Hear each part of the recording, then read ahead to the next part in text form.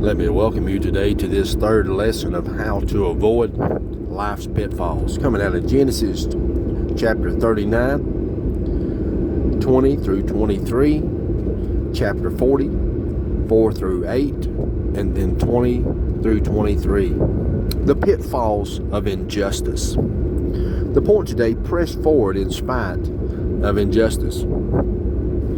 You know, today we live in a fallen and broken world where sin and evil is on every corner. People are seeking justice in an unjust world. God's plan had a requirement to be met. First, it was on His part. And see, then it's on our part. God wants us to have stability in our lives. How do we do that? When we find ourselves from time to time in less than the ideal circumstances of life.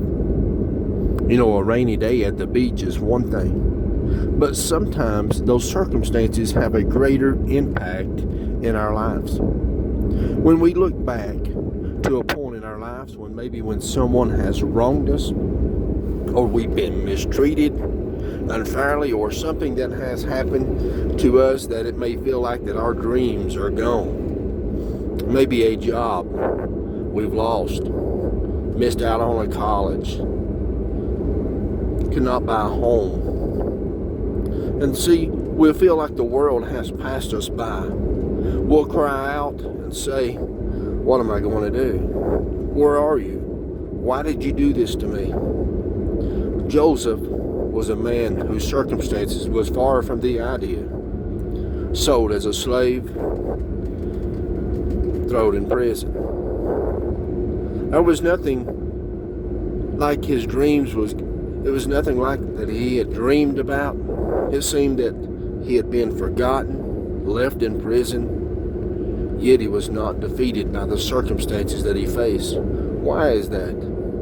See, that's because God is bigger than those who have wronged us. He's bigger than the circumstances that we face. So as we press forward in spite of injustice, remember what James said in James 1, 2 through 4. My brother, count it all joy when you fall into diverse temptation, knowing this, that the trying of your faith worketh patience. But let patience have her perfect work, that you may be perfect and entire, wanting nothing. Joseph had been put into prison for a crime that he did not commit. Potiphar's wife had tried repeatedly to seduce him, but he never gave in to her attempts. She was outraged over being refused over and over again, so she accused him of trying to have his way with her. Potiphar had him thrown into prison, wrongfully accused. Joseph had to work through the injustice that he may have been a criminal at this point, a prisoner, but he was thrown into the king's prison, and there he was bound. Verse 21 of chapter 39, but the Lord was with Joseph and showed him mercy and gave him favor in the sight of the keeper of the prison. Today, as we serve the Lord, we will probably have to face injustice at some point in our lives. So we should not be surprised at all when it comes to us. Listen, we are wise when we continue to do good no matter what our circumstances may be. See, when we make steps towards God, when we take those little steps towards God and we turn to Him, then He runs towards us and He meets our needs. Like the prodigal son when he found himself on his way home to be with his family, his father. His father seen him from a distance and came running to him. See, Joseph ended up in prison because of a lie from his master's wife. Potiphar had given him complete authority over all that he had. But a simple lie made him untrustworthy, a slave, being in prison. Being in prison did not change Joseph's character of who he was, who he represented. That's why the Lord was with him. Joseph did not have to endure injustice alone. And we don't either, because the Lord is with us. Then the Lord showed mercy and graced him with favor. See, Joseph had the only one in this world who could meet his every need in a time when he needed the Lord to show him love and kindness that would help him through those dark days of being wrongfully accused by Potiphar's wife. See, when we go through those dark days and then we think we're all alone, that's when God's grace becomes our greatest strength to help us and to guide us and direct our path. So through Joseph's godly character, it once again began to shine out, to set him apart from all others. Set him apart from all other slaves before, now all other inmates of the prison. Joseph's reputation had not been destroyed. Joseph's reputation had been destroyed, but his character had not been compromised. Why? Because the Lord kept on working in his life so that he could live out his loyalty to God no matter what the circumstances was going to be or what was going to happen. Injustice had not destroyed Joseph's integrity, and for that reason, prison life had not changed him for the worse. So along the way, God began to open the eyes of the keeper of the prison to Joseph's character. The warden saw Joseph's work ethic. He saw the moral standards that guided him each and every day. So what the warden saw made him to look with favor upon Joseph. In verse 22, and the keeper of the prison committed to Joseph's hand and all the prisoners that were in the prison. And whatsoever they did there, he was the doer of it. Now, a prison with Joseph's character and potential presented the keeper with a great opportunity that would be beneficial to the prison and for him personally. He probably already knew what Joseph had done for Potiphar's household. So the keeper here could see that Joseph could use his gifts and his skills to help manage the prison, to really be administrator. Earlier, we see that Joseph had managed Potiphar's entire estate. So the prison guard seen that Joseph had great potential to be a great manager. So it was someone that he could work with. Look, what he saw gave him enough confidence that Joseph was capable of managing all of the prisoners. Now this would be a big task for Joseph. Joseph had already proven himself that he had the skills, and most of all, he could be trusted with the authority that would have been given to him. Joseph also had demonstrated that he could be responsible. He took on the job with that same kind of attitude that he worked with Potiphar as a slave. Joseph's focus was on the job that he was given. And so the keeper gave Joseph control over all the prisoners and all that they did. 23, it says, the keeper of the prison looked not to anything that was under his hand, because the Lord was with him, and that which he did, and the Lord made it to prosper. So just like Potiphar, the warden benefited from that decision to use Joseph's management skills. Joseph had managed Potiphar's personal business, his interests, and he served as a slave to Potiphar. And Potiphar at that time had only to make one decision each day, and that was to choose what he would eat each day. Likewise, the warden had nothing to worry about. Once he entrusted Joseph to manage the prison, Joseph showed his remarkable skills as he continued to carry out a huge responsibility that was placed on his shoulders. Look, there was only one reason for Joseph's success. We all know that. The Lord enabled him to excel in his work.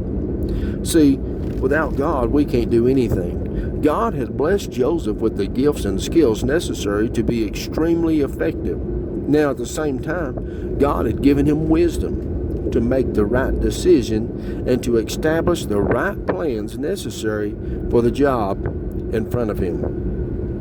See, the Lord's wisdom also guided him so he could be able to lead everyone who worked with him in the right direction towards that same goal.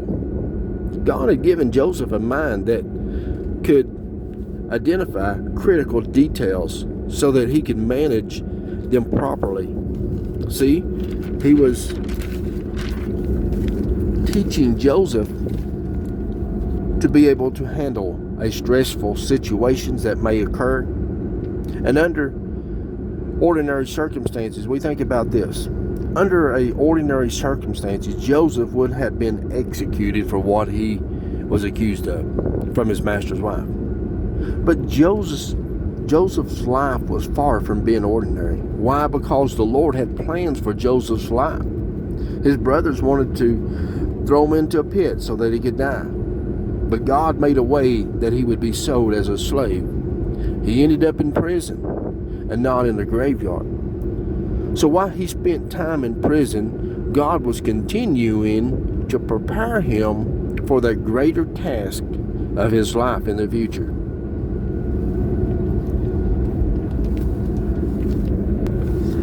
Verse 4, and the captain of the guards charged Joseph with them, and he served them, and they continued a season inward. Joseph's about 28-year-old. But today, when we become a victim of injustice, we often let ourselves become outraged. We let those frustrations of our life take out on those around us. Now, Joseph showed a different approach here when he met these two new prisoners. Both had served with Pharaoh as an important officials. And when he met these two prisoners, both of them, the captain of the guards had brought these two prisoners to Joseph with an order to serve them because of they was highly ranked.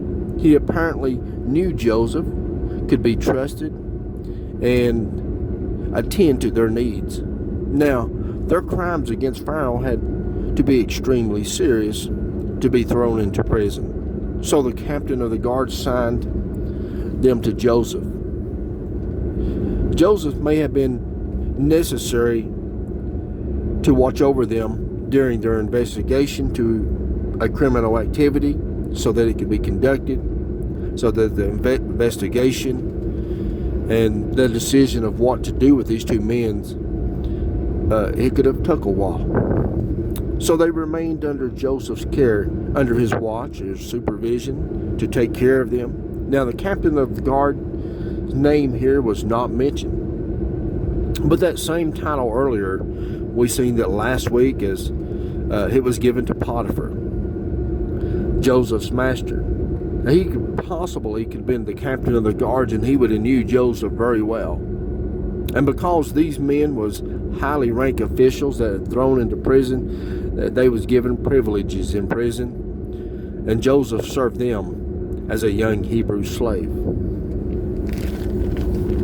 In verse 5, and they dreamed a dream, both of them, each man his dream in one night, each man according to the interpretation of his dream, the butler and the baker of the king of Egypt, which were bound in the prison.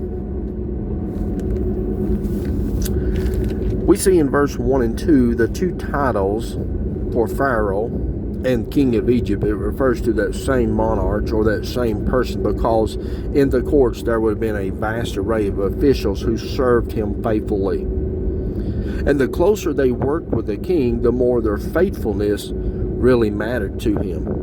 And if they were caught misusing their positions to bring harm to the king or Pharaoh, then they would wait to be executed. And these two men worked indirectly with the king. The chief butler, he worked closely to protect the king from being poisoned. And he had to earn the king's trust. Now, the chief baker also served as a member of the king's inner circle for the similar reason, trusting him to keep others from poisoning his food. So one night, each of them had a dream. Each of the chief officials dreamed a dream. And when they compared their dreams the next day, they had some curious details in each dream. They both had dreamed on the same night, but what they dreamed was somewhat different. In their culture, the difference in a dream implied each dream had a unique interpretation that was important, but they were bound in prison. No interpreter to interpret their dreams for them. In verse 6, and Joseph came into them in the morning and looked upon them, and behold, they were sad. We think about in their culture, people placed a priority on dreams and their meanings as God was communicating with mankind. So for that reason, dreams were taken seriously, which meant they had to be interpreted properly. So many of these who dreamed dreams, they would go to a professional interpreter. These men were the third and fourth non-Israelites to have a dream with a divine inspired meaning. Amalek about Abraham and Sarah, Laban about Jacob, then these two chief officials to be able to go and seek out a professional interpretation. It was impossible because they were bound in prison. They had no choice but to sit in prison and to wonder and to think about their dreams of what it can mean. And they had plenty of time to wonder about it during the night, whether it would bring hope or destruction to their life. So Joseph came into them in the morning, and he looked upon them, and their countenance was sad. He seen something in their face that showed their sadness. In verse 7, and he asked Pharaoh's officials that were with him in the inward of the Lord's house, saying, wherefore look ye so sadly today? So Joseph asked Pharaoh's high-ranking officials that was in prison with him, saying, wherefore look you so sadly today? Joseph could see that they was troubled about something by looking at their faces, but what is interesting is that Joseph was not complaining about his situation, of all that was done to him. He could have sat down there with them and been pitiful with them. You see, Joseph was concerned about their welfare more than his very own, and he showed a burden for someone else's needs over his own. 1 Peter 5:7 says, casting all your cares upon him, for he careth for you. See, Joseph asked them about what was bothering them. I think about when the widow woman's son had died in her arms. Elijah took and carried her burden away from her. We are to love and care for others, to pray for them and to encourage them when they're down and out. And this was what Joseph was trying to do, to uplift them. We'll see in verse 8, and they said unto him, we have dreamed a dream, and there is no interpreter of it. And Joseph said unto them, do not interpretations belong to God? Tell me them, I pray you. Now Joseph, he displayed a complete trust in God, but he also showed his faith in God in the way he responded to their concerns. To these chief officials that was in prison with him, he said, look, he asked them about their sadness, and then they shared that with him. See, he trusted him enough to share their dreams that he had with Joseph and their concerns. They had no professional interpreters to tell them of what their dreams meant. So Joseph gives them a question that points them to God. We'll see Joseph he'll begin to do this later. Joseph said unto them, do not interpretations belong to God? He also assured them that they could trust God to provide that proper interpretation of their dreams. Then he assured them that God had the ability to interpret dreams whether they had faith or not. Joseph believed that God had given these two men these dreams. He could recall that earlier in his life when God had given him 2 dreams that he held on to. That he would reign over his father and his brother one day. And see, the Lord who had given these dreams could be counted on to interpret them for them as well. So for that reason, he encouraged them to share those dreams with him. So God used him to give him the proper interpretation. This was a setup to move forward in Joseph's life. This had to bring him back to his own dreams, back to his own life, and to give him hope again, even in prison. He could hold to God's promises. Skipping down to verse 20, and it came to pass that the 3rd day, which was Pharaoh's birthday, that he had made a feast unto all of his servants, and he lifted up his head. He lifted up the head of the chief butler and of the chief baker among his servants. Sometimes in life we must have a setback in our lives so that we can move forward in life. We have to go through the fire or the lion's den to get to the other side. Though it may seem like it's a delay and it sees that injustice is not prevailing, those delays or setback in Joseph's journey can encourage us to stay on course, to have patience, and to wait for the circumstances to change according to God's plan and not to rush God. Joseph had to hold to his dreams each time there was a delay or setback. He didn't know the outcome. The Lord had put Joseph's gifts to work, and so by trusting God to help him, then he encourages these 2 men to share their dreams with him that had left them broken and sad. Now Joseph's interpretation, the dreams, the butler's dreams, which had an happy ending. His dream involved clusters of grapes that would be squeezed and served to the king in 3 days. The king would restore the chief butler's position. But the baker's dream had to deal with 3 white baskets on his head with manner of baked meat, and Pharaoh and all the birds did eat them out of the baskets on his head. Since Joseph interpreted his dream that the baker would be executed in 3 days. So in 3 days later, Pharaoh hosted a feast to celebrate his birthday. He had invited all of his servants, officials in the royal court. They probably would have known about what was going on and what was going to take place at the feast. So these prisoners, they was brought to Pharaoh. And he lifted up the head of each one of them so that everyone could see them at the feast. They could observe what was going to happen to them. And once he had passed his judgment upon them, then they would see their fate. In verse 21, and he restored the chief butler unto the butlership again, and he gave the cup into Pharaoh's hand. The prisoners heard Pharaoh's judgment one at a time. First, the chief butler heard his fate. Pharaoh gave the judgment exactly as Joseph had predicted and told him that 3 days earlier.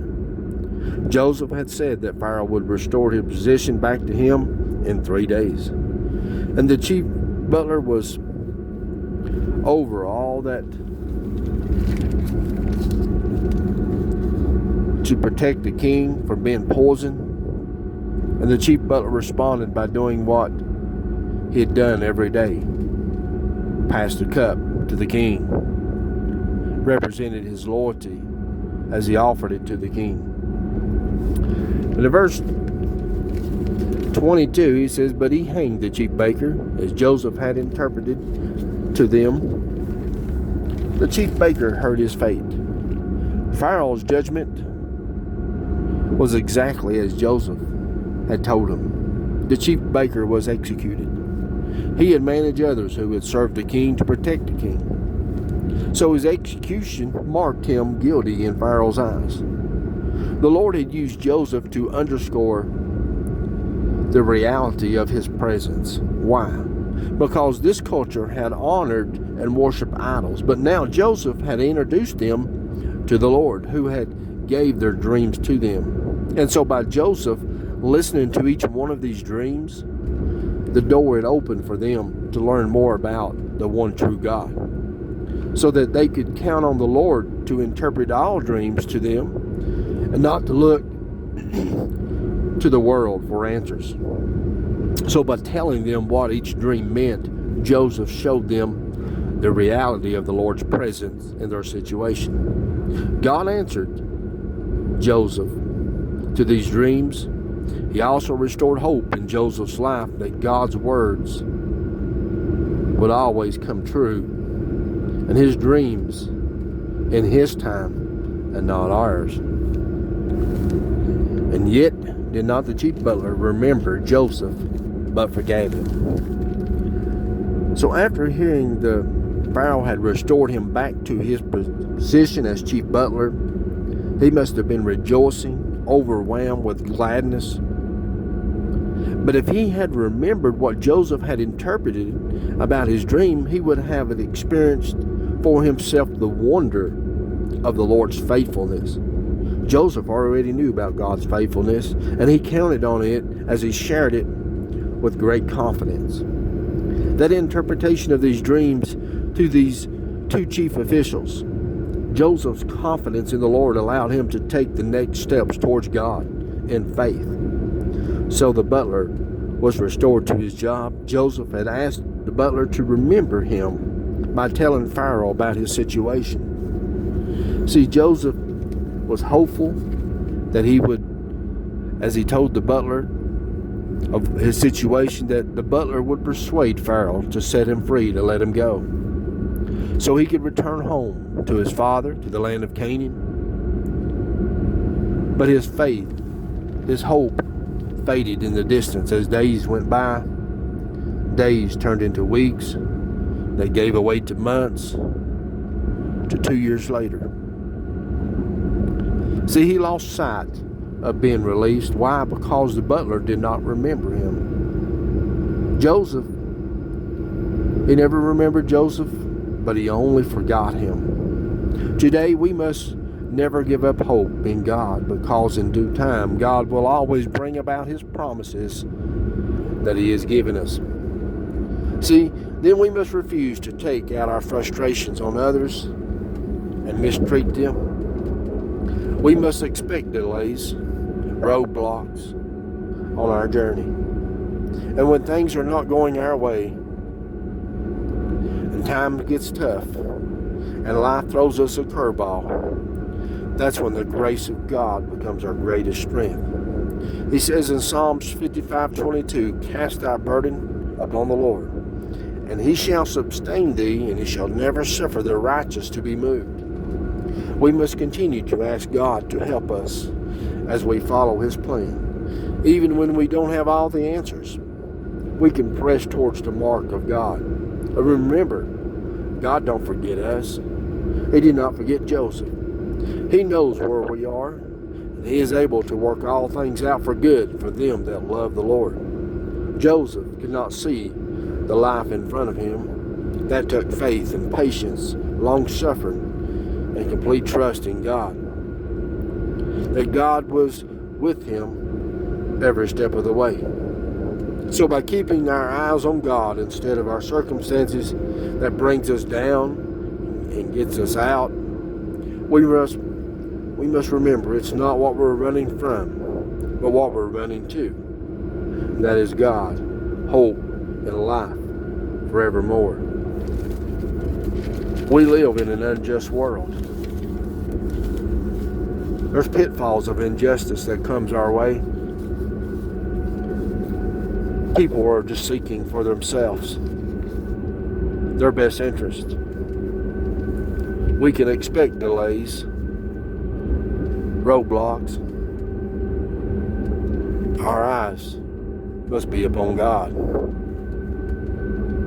And then God will bring our dreams, our hopes, our faith, our trust to life as we continue to look at God for answers. God bless you.